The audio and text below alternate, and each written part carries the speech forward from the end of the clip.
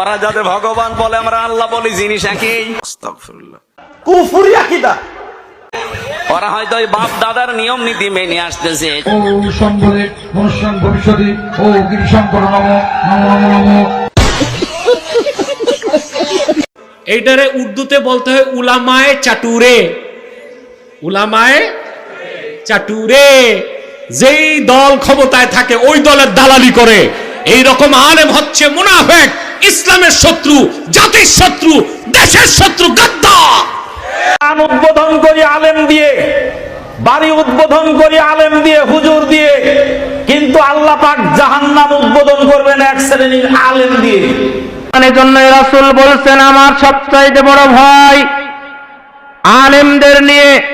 আলেমরাই আমার দ্বীন এবং ধর্মকে বিকৃত করবে। সবার আগে কিছু আলেম ভালো থাকবে, কথাই ঠিক, কিন্তু কিছু আলেম থাকবে যারাই ধর্মকে নষ্ট করবে।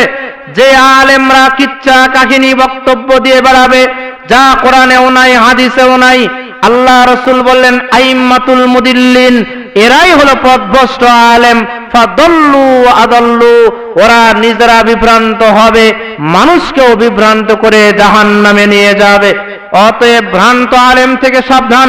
যে আলেম হাদিস কোরআন বলে না, যে আলেম গাল গল্প কিচ্ছা কাহিনী বলে বক্তব্য দেয়, সে আলেমকে বর্জন করতে হবে, কথাই চূড়ান্ত।